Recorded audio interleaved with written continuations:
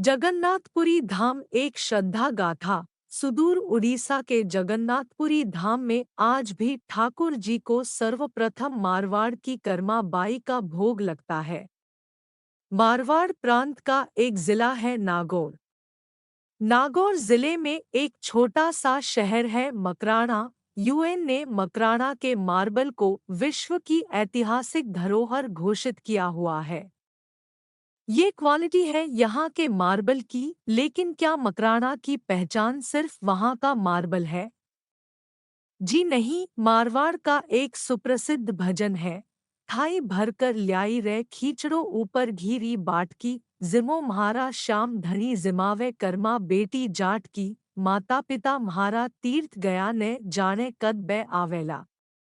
जिमो म्हारा श्याम धनी थाने जिमावे कर्मा बेटी जाट की। मकराना तहसील में एक गांव है कालवा।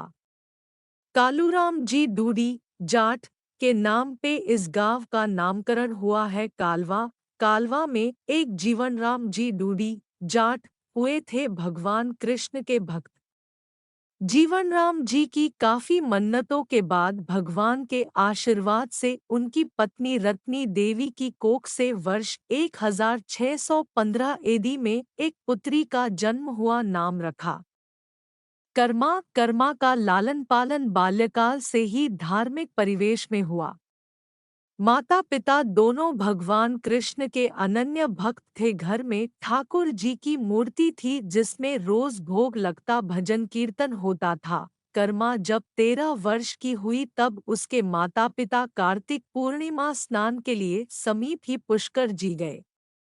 कर्मा को साथ इसलिए नहीं ले गए कि घर की देखभाल, गाय भैंस को दुहना निरना कौन करेगा। रोज प्रातः ठाकुर जी के भोग लगाने की जिम्मेदारी भी कर्मा को दी गई।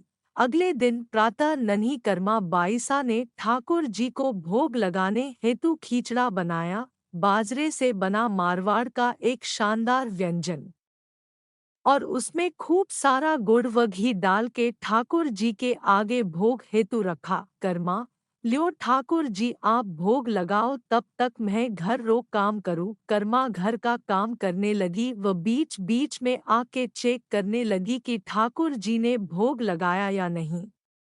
लेकिन खींचड़ा जस का तस पड़ा रहा। दोपहर हो गई। कर्मा को लगा खींचड़े में कोई कमी रह गई होगी। वो बार बार खींचड़े में घी व गुड़ डालने लगी। दोपहर को कर्मा बाईसा ने व्याकुलता से कहा, ठाकुर जी भोग लगा ल्यो, नहीं तो मैं भी आज भूखी रहूँला। शाम हो गई, ठाकुर जी ने भोग नहीं लगाया। इधर नन्ही कर्मा भूख से व्याकुल होने लगी और बार बार ठाकुर जी की मनुहार करने लगी भोग लगाने को। नन्ही कर्मा की अरदास सुन के ठाकुर जी की मूर्ति से साक्षात भगवान श्री कृष्ण प्रकट हुए और बोले, कर्मा तू मारे पर्दो तो करियो ही नहीं, मैं भोग क्या लगाबो। कर्मा, ओह इतनी सी बात तो थे आप, मन ने तड़के ही बोल देता भगवान।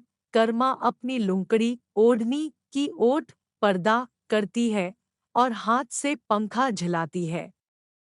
कर्मा की लुंकड़ी की ओट में ठाकुर जी खींचड़ा खा के अंतर्ध्यान हो जाते हैं। कर्मा का ये नित्यक्रम बन गया। रोज सुबह कर्मा खींचड़ा बना के ठाकुर जी को बुलाती। ठाकुर जी प्रकट होते व कर्मा की ओढ़नी की ओट में बैठ के खींचड़ा जीन के अंतर्ध्यान हो जाते। माता पिता जब पुष्कर जी से तीर्थ करके वापस आते हैं तो देखते हैं गुड़ का भरा मटका खाली होने के कगार पे है।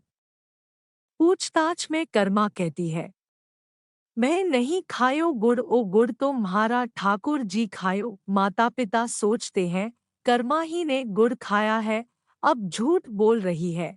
अगले दिन सुबह कर्मा फिर खींचड़ा बना के ठाकुर जी का आह्वान करती है तो ठाकुर जी प्रकट होके खींचड़े का भोग लगाते हैं। माता पिता यह दृश्य देखते ही अवाक रह जाते हैं। देखते ही देखते कर्मा की ख्याति संपूर्ण मारवाड़ व राजस्थान में फैल गई।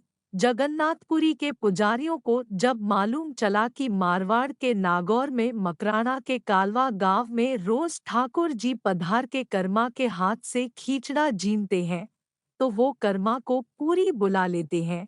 कर्मा अब जगन्नाथपुरी में खींचड़ा बना के ठाकुर जी के भोग लगाने लगी।